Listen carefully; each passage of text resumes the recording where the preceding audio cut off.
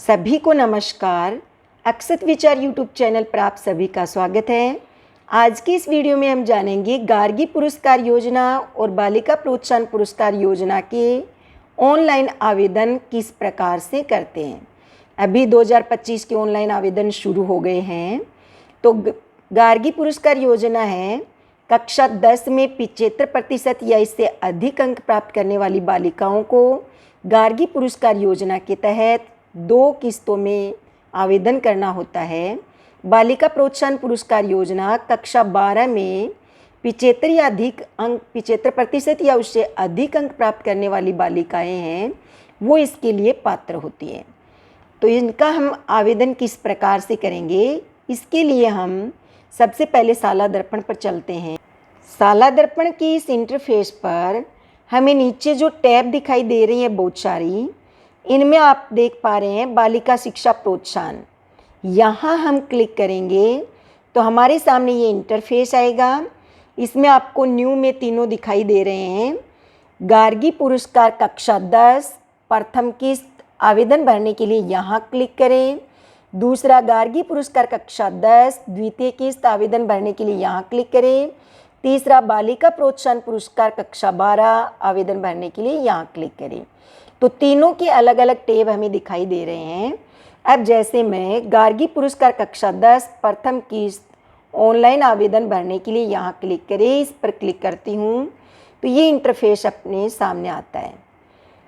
इसमें छात्रा का नाम, छात्रा के पिता का नाम, माता का नाम, कक्षा 10 के 2023-24 के रोल नंबर छात्रा के, mobile number, category, email address, ये सारे हम फिल करके प्रमाणीकरण करें, यहाँ पर क्लिक करेंगे। प्रमाणीकरण पर क्लिक करने पर अपने सामने ये इंटरफेस आता है। गार्गी पुरस्कार आवेदन प्रपत्र प्रथम किस्त वर्ष 2024-25। इसमें आप देख पा रहे हैं सभी प्रविष्टियाँ करना अनिवार्य है। टेक्स्ट केवल इंग्लिश में ही भरना। आवेदन प्रपत्र की सभी प्रविष्टियाँ पूरी करने के बाद फाइनल सबमिट करना आवश्यक है। फाइनल सबमिट से पहले आवेदन प्रपत्र पुनः जांचें सुनिश्चित करें, क्योंकि आवेदन प्रपत्र सबमिट करने के बाद बदलाव संभव नहीं होगा।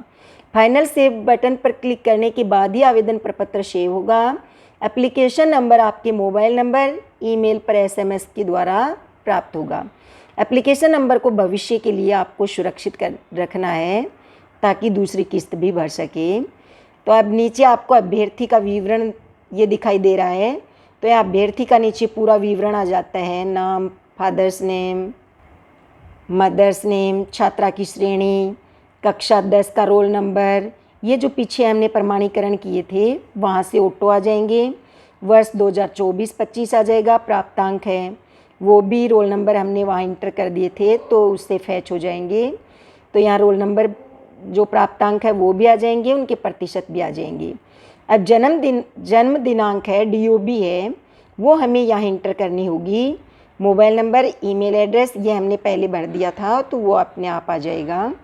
तो हम यहाँ पर DOB इंटर करेंगे। इसके बाद आप यहाँ देख पा रहे हैं वर्तमान में अध्ययनरत विद्यालय का विवरण यहाँ भरना है। इसमें अभ्यर्थी प्रमाणीकरण का प्रकार कि अभ्यर्थी है वो गवर्नमेंट स्कूल में या प्राइवेट स्कूल, और student SR number, student NIC ID, कि आप किससे इसका प्रमाणीकरण कर रहे हैं अभ्यर्थी का। तो स्टूडेंट के NIC ID से भी कर सकते हैं और स्टूडेंट के SR नंबर से भी कर सकते हैं। तो जैसे मैंने स्टूडेंट के SR नंबर ले लिया यहाँ पर।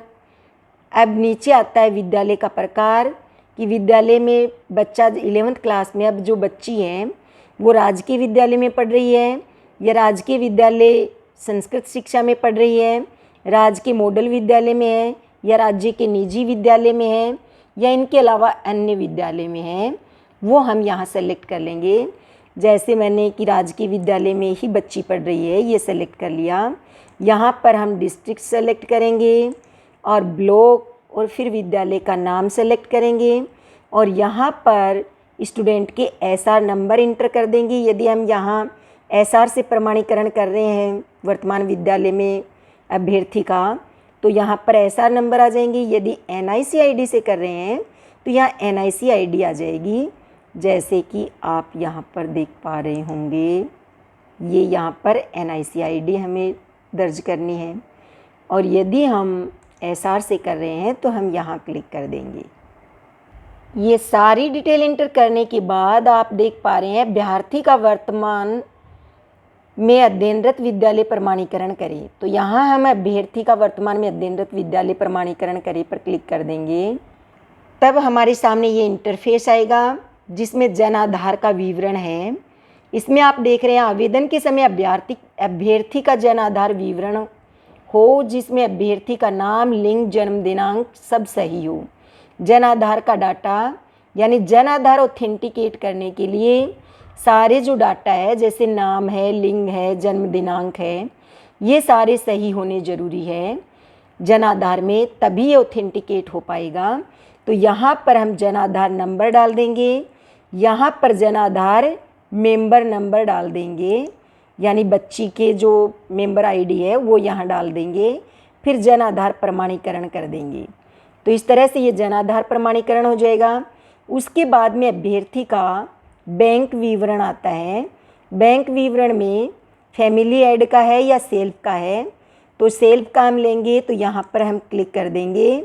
तो यहाँ पर सेल्फ का लेने पर खाता धारक का नाम यहाँ पूछेगा, जो जन आधार से लिंक है बैंक अकाउंट तो वो यहाँ पर डिटेल आ जाएगी, उसके IFSC कोड आ जाएंगे, बैंक का नाम आ जाएगा, अकाउंट नंबर आ जाएंगे, खाता संख्या कंफर्म करें दोबारा ये खाता संख्या आ जाएगी, बैंक की शाखा यानी ब्रांच का नाम आ जाएगा यहाँ।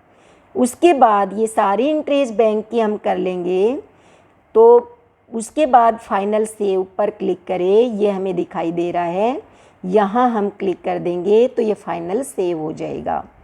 तो इस तरह से ये विवरण बच्चे का पूरा लिखने के बाद यहाँ पर 2 काम हमें करने होंगे।